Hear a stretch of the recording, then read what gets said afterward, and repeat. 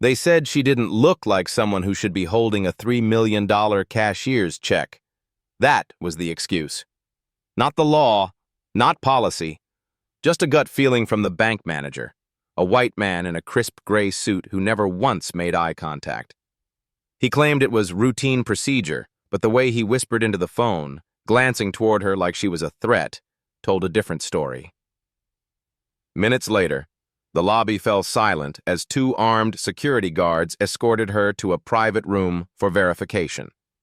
No warning, no explanation, just a glass box and a clock ticking louder than it should have. Customers watched, some curious, others smug. One woman whispered, "They're finally cracking down on these scams."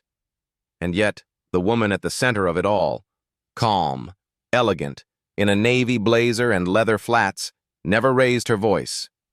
She didn't beg, didn't argue. She simply opened her leather folio, took out a set of legal documents, and waited. The bank staff had no idea she'd triggered an encrypted alert on her smartwatch, a federal-level distress signal. They had no clue that behind those calm eyes sat years of tactical training, field surveillance, and a memory full of classified names. To them, she was just another black woman with a check too big for their comfort. But the FBI knew her well, because she trained half of them. And when the doors of the Bank of Hamilton swung open 10 minutes later, and 5 federal agents in full tactical gear stepped inside, everyone expected an arrest. Phones came out. Whispered gasps followed. The manager stood proudly behind the counter, arms folded, like he was about to be proven right. But instead of heading toward her in handcuffs, the agents walked straight up to the glass room, paused, and saluted, loud, sharp, in front of the entire lobby, in. That's when the truth slammed into the room like a gavel. The woman they profiled? She wasn't just another customer. She was the lead federal investigator on a case that had been building for months, a DOJ financial crimes specialist with direct authority over institutional discrimination cases. And the very people who tried to have her removed were now standing in violation of multiple federal statutes. This wasn't just another misunderstanding at the bank. This was the moment a system tried to erase her, and ended up exposing itself in front of a dozen witnesses and a camera still quietly recording from her briefcase. And trust me, that footage didn't stay quiet for long. She hadn't planned to walk into that bank with anything more than quiet confidence and a time-sensitive task. The morning had been like any other: coffee at 6 a.m., encrypted messages reviewed by 7, and a final meeting with a DOJ task force before heading downtown. Amira Cole was always precise, always measured. As a senior advisor in federal investigations, especially ones involving systemic discrimination in corporate banking, she knew better than most how easily bias could mask itself in protocol. That morning she wasn't there as Agent Cole. She wasn't flashing a badge or dropping names. She walked in as a representative for a legal settlement, handling a large transfer on behalf of a non-profit that had just won a civil rights lawsuit against a powerful real estate firm. Everything was above board. Everything was documented. But that didn't stop the bank from hesitating the moment she approached the counter. The building itself was glassy and sterile, an uptown flagship branch known for serving elite clients. Framed certificates lined the marble walls, and each desk looked like it had been wiped down twice just for show. As Amira approached the manager's desk, she noticed the subtle shift in atmosphere. The receptionist stiffened. A security guard tilted his head toward her, not aggressively, but assessing, the way someone might eye a stranger who didn't quite fit in. She placed her documents down calmly, explained the purpose of her visit, and requested to speak with the manager directly about transferring the funds into a protected legal account. The man who emerged was exactly the type she'd been tracking across half a dozen investigations. His name tag read Richard Hale, but the tone in his voice read something else. Superiority laced with suspicion. He greeted her with a strained smile, then quickly glanced at the check she held, raising an eyebrow before she finished her sentence. "I'm sorry," he said in the patronizing cadence that didn't even try to hide itself. "But this amount, well, it's highly unusual. We'll have to run a series of verifications. Just protocol." Amira knew what that meant. There were no red flags on her documentation. The IRS number matched. The EIN and routing details were clean. But she wasn't the typical face walking in with a seven-figure instrument. And Richard Hale, like many before him, had a script he defaulted to when discomfort met power in unfamiliar hands. "I'll need to have our fraud prevention team look this over. It may take a while." She nodded, slowly, not out of compliance, but calculation. Then she saw it. As Richard turned toward his desk, he slipped a phone from his pocket, not his work line, and made a quick, low-voiced call. "Yeah," she heard him say faintly. "We've got another situation here. Might be forged. Possible identity fraud." No names, no direct accusations, just enough coded language to escalate it past internal handling. This was how it happened, not with shouting, not with guns, but with suspicion dressed up in business casual. And that was exactly why she was here. Not just for the transfer, but to see if this particular branch lived up to the patterns her team had been uncovering for months. She let him finish the call, let him make his assumptions. Every movement was being recorded by a micro camera embedded in her briefcase handle, standard issue for agents running sting operations that had to look civilian. A junior employee, a young black man named Marcus, approached her table with visible hesitation. He offered her water, apologized for the delay, and subtly handed her a slip of paper under her cup. It read, "They called someone outside the bank. Not normal." Amira looked up at him, eyes steady. He nodded once, then disappeared behind a row of cubicles.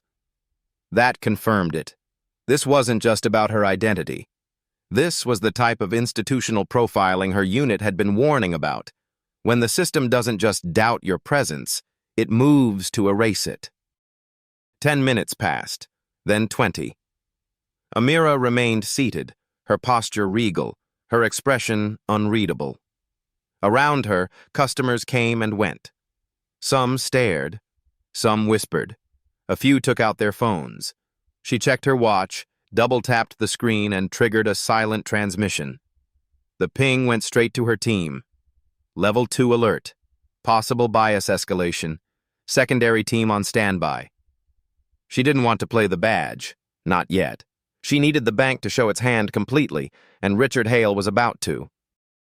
When he returned, he was flanked by 2 security guards and a woman from risk compliance.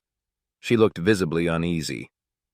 "Ms. Cole," Richard said with that smug, professional coldness, "we're going to need to hold this transaction. For your safety and ours, we've contacted federal authorities to assist with verification. If you'd kindly step into this room. For your safety." A line designed to shield him from accountability while framing her as the threat. Amira didn't flinch. She stood, gathered her belongings, and stepped into the glass-walled conference room at the side of the lobby. The door clicked behind her. From the outside, she looked like a problem being contained. Inside, she was setting the trap. She placed her briefcase on the table, opened it slowly, and laid out the documents again. The court order, the transfer approval, the nonprofit's authorization letter, all signed, all sealed. On a notepad, she scribbled one word, pattern, and beneath it, the branch's address. This moment, this exact setup, was happening in branches like this across the country. Black and brown clients subjected to suspicion, escalation, and public humiliation over completely legal activity. She looked up. A child outside the glass room pressed his face to the window, curious. His mother gently pulled him away. In another time, another life, Amira might have felt small in this moment, but not today. Today, she was exactly where she needed to be. Outside the glass, Richard Hale paced the floor, checking his watch as if waiting for something important, something that would justify the choice he'd already made. The lobby buzzed quietly with activity, but the tension was thick enough to taste. From the inside, Amira could see every angle, every exit, every reflection. The mirrored panels behind the teller booths allowed her to watch without being seen. She observed Richard whispering to a uniformed guard, saw him gesture toward her as if she were a volatile package left unattended. That word again, volatile. Not in her voice, not in her actions, but in the color of her skin, in the sharpness of her eyes, in the quiet precision with which she moved.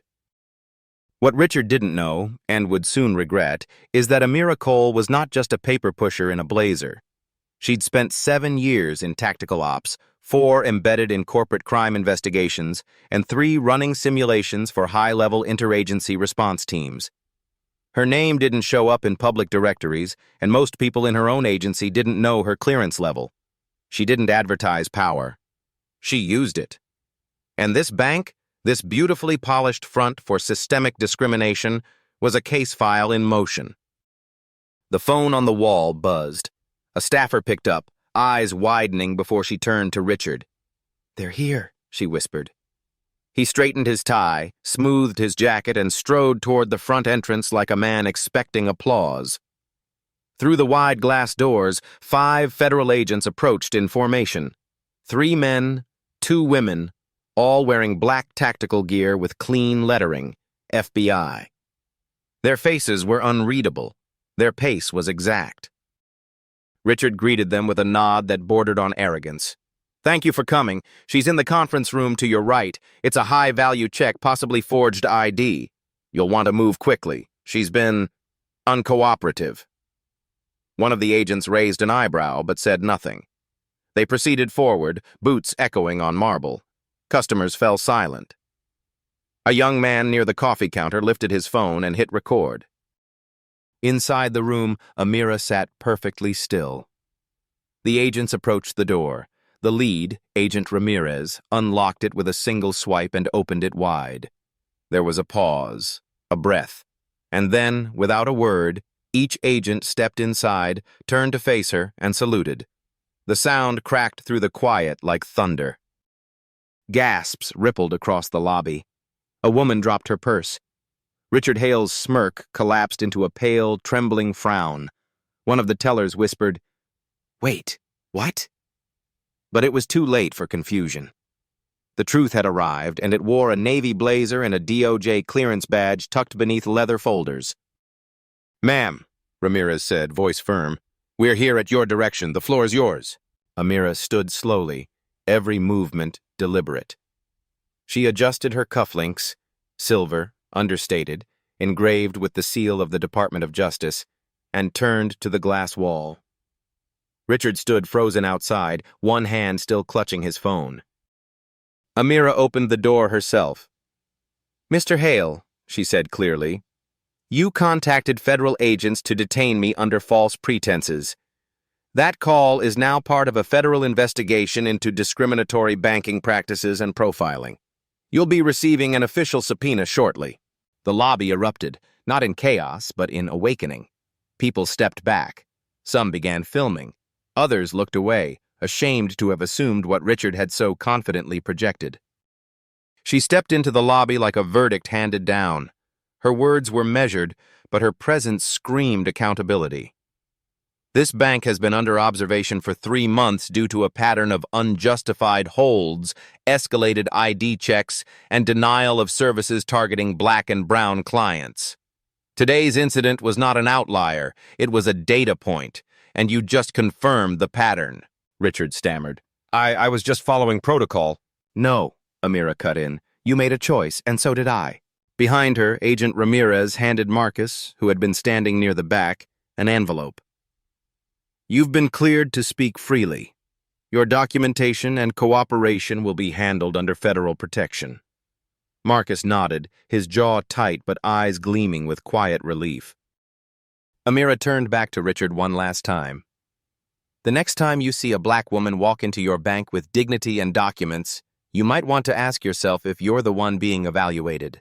Then, without raising her voice, without needing handcuffs or raised fists, she walked out, surrounded not by suspicion, but by federal authority and undeniable truth. The cameras were still rolling. The footage would go viral in less than 3 hours. And in every corner of the country where someone had been told they didn't look the part, her story would become a quiet war cry. The moment Amira stepped outside the glass conference room, the air inside the bank shifted. She wasn't just a woman with a legal check anymore. She was the axis around which the entire room spun. But what no one realized was that the salute wasn't the climax. It was the first drop in a long chain of dominoes designed to expose an entire system. Richard Hale stood stunned, but Amira didn't pause. She nodded to Agent Ramirez, who tapped his earpiece once and gave a silent cue. A woman in plain clothes, seated quietly in the waiting area near the teller booths, stood up and flashed her badge. DOJ, Civil Rights Division. She approached a young Latina customer who had been denied a loan application just minutes earlier. "Ma'am," she said gently, "I'd like to ask you a few questions about how you were treated today." The woman blinked, then nodded. Her voice cracked. "They told me I didn't meet the credit threshold, but my report is clean. I've been banking here for 10 years. Cameras caught it all." Marcus, the junior banker, stepped forward with shaking hands, holding a manila folder. It contained internal emails, training documents, and flagged transaction histories, all showing how Richard's branch consistently flagged minority clients for extended due diligence. He handed it directly to Ramirez. "I saved everything. I couldn't stay quiet anymore." One of the agents removed a portable hard drive from a secure case. It contained surveillance footage, not just from today, but from weeks of undercover visits to the same bank. Patterns emerged. White clients depositing 5-figure checks with no issue, while black clients with legal documentation were delayed, questioned, and in some cases asked to leave. Amira had already seen the tapes. Today, they were releasing them as evidence. A second manager, Erica, mid-40s, white, nervous, came forward. She had overheard Richard's phone call earlier. Under oath, she admitted he had used phrases like, "doesn't look legitimate," and "might be using someone else's ID." She looked at Amira, voice shaking.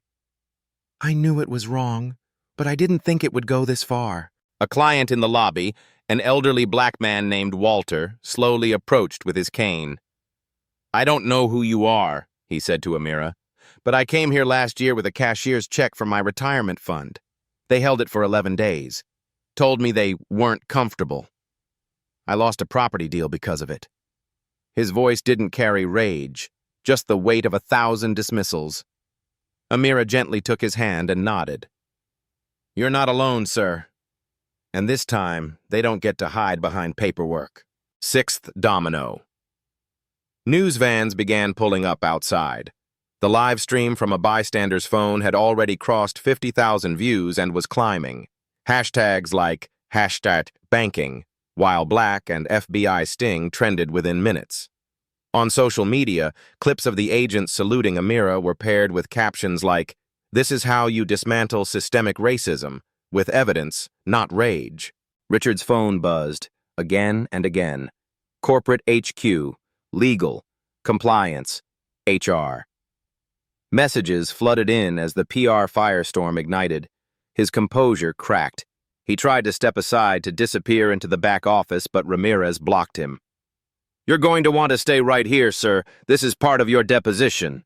Amira requested the full customer ledger for the last 6 months. The bank's legal representative, who had just arrived, tried to stall. "That data is protected," he began, but she cut him off. "You're already in violation of federal subpoena guidelines.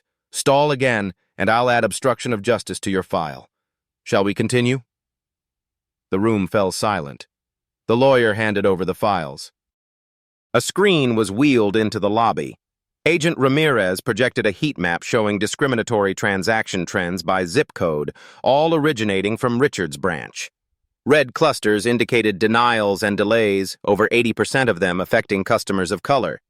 Every dot told a story. A mother was denied a mortgage. A student was turned down for tuition support. A business owner was flagged for fraud. Amira turned toward the room and spoke, not just to the staff, but to every customer, every camera watching. "This isn't about a check. It's not about me. It's about how power moves in silence, how systems are designed to protect the comfortable while humiliating the qualified. But not today. Today, the system was recorded, measured, and answered. She paused. They called the FBI to arrest me, and they got the full weight of it instead. She didn't raise her voice. She didn't need to. The agents behind her, the evidence on the screen, the witnesses in the room, they were louder than shouting. This wasn't just accountability, it was a reckoning. The weight of the moment didn't settle quietly. It rippled through every corner of that marble lobby, through every bystander's camera lens, through every internal Slack message at the bank's corporate office. Amira stood with quiet command, but the room around her was bursting at the seams. The glass walls, the polished desks, the designer lighting, none of it could contain the magnitude of what had just been exposed. A regional executive named Paul Fenwick appeared, face flushed and breath short. He had rushed from the corporate headquarters 3 blocks away after catching the live stream. He stormed toward Amira, trying to take control of the narrative. "There seems to have been a misunderstanding," he began. "I can personally guarantee—" But Amira didn't even look at him. She addressed the crowd instead. "The only misunderstanding is believing that consequences can be negotiated when the damage is already done. I'm not here for your apologies, Mr. Fenwick. I'm here for your signatures." She pulled out a contract, the result of months of legal groundwork between the DOJ and civil rights attorneys. It demanded mandatory bias audits, restitution for wrongfully delayed transactions, and resignation of managerial staff under federal review. A teller named Kim, Asian American, in her late 20s, spoke up from behind the counter. She said, "I've seen this happen before. I was told not to speak unless instructed. That certain profiles need extra scrutiny. I just wanted to keep my job." Her voice cracked. Amira nodded softly. "You won't lose your job for telling the truth. But silence is no longer safe." A small but powerful moment. The room understood. It's not just racism when it's loud.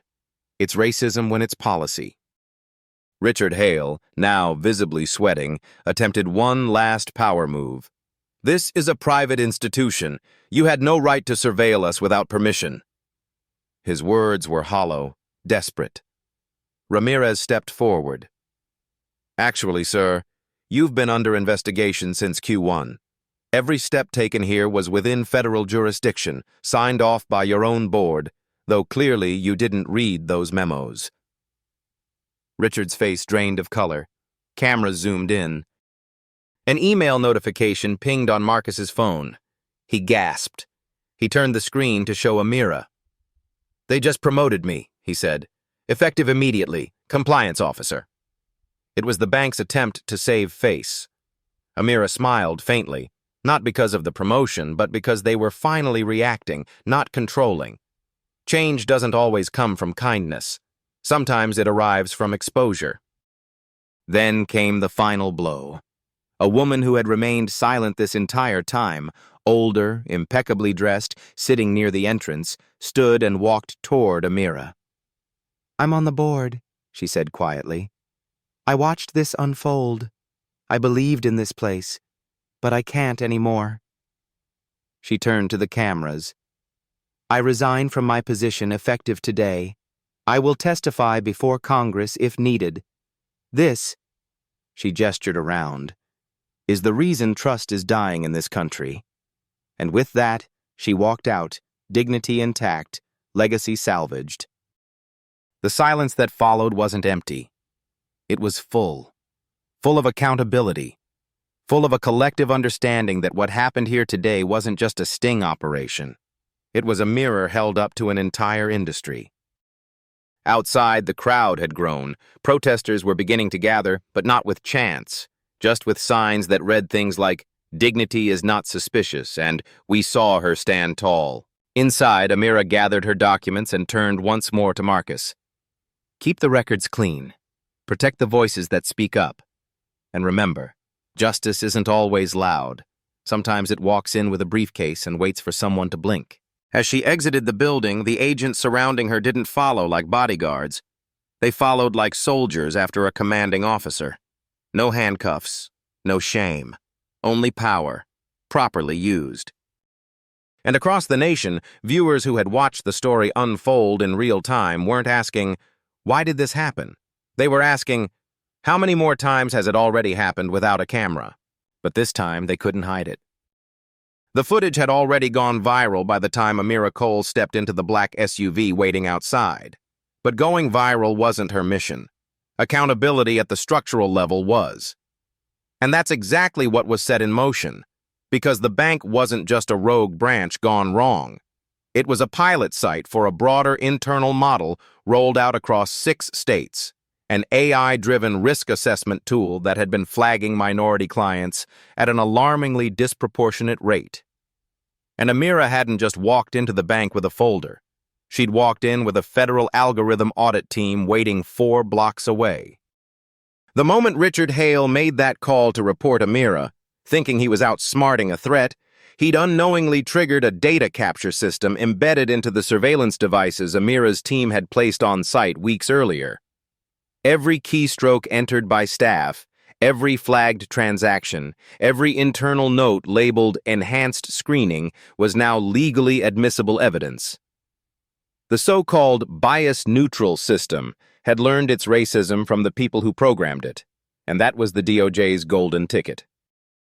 Amira returned to headquarters not to debrief, but to brief.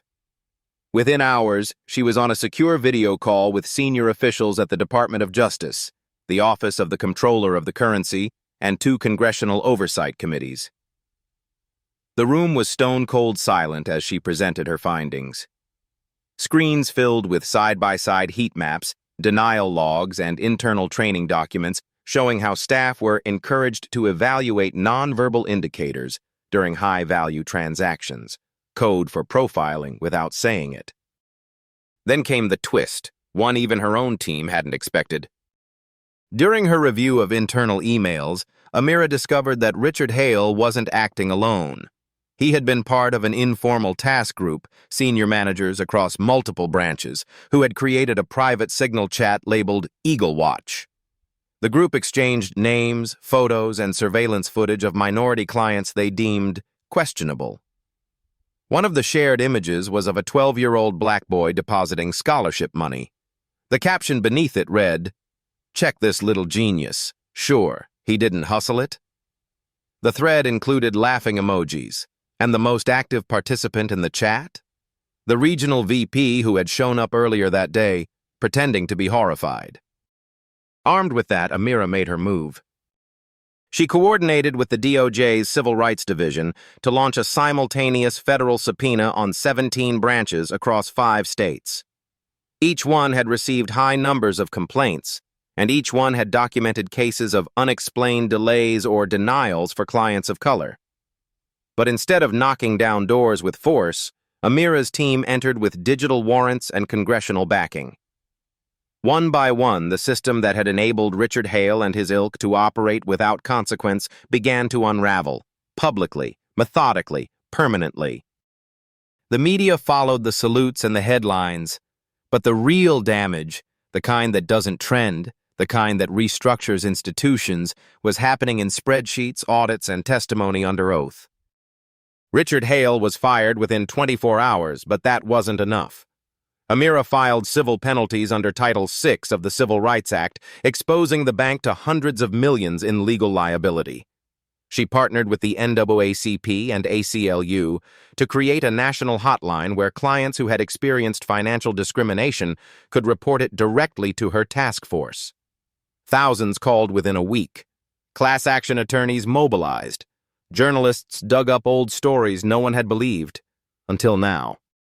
And then, in a televised hearing before the Senate Banking Committee, Amira testified under oath. Calm, precise, and devastating. She detailed not only the case, but the system behind the case, the tech bias, the culture of suspicion, the incentive structures that rewarded staff for flagging high-risk clients without real oversight. She ended her testimony with a statement that would be replayed on news cycles for days. This wasn't about one woman in one bank. This was about a pattern, a system that cloaks its prejudice in policy and teaches professionals to call their fear protocol. But the law remembers what they forget, that dignity is not earned by complexion, and justice is not optional in a country that calls itself free. The room stood in silence. Even the senators, many of whom had tried to deflect, delay, and downplay financial discrimination, had nothing left to say. Later that evening, the bank's CEO released a statement admitting to serious operational failures and announced the termination of over a dozen executives and managers.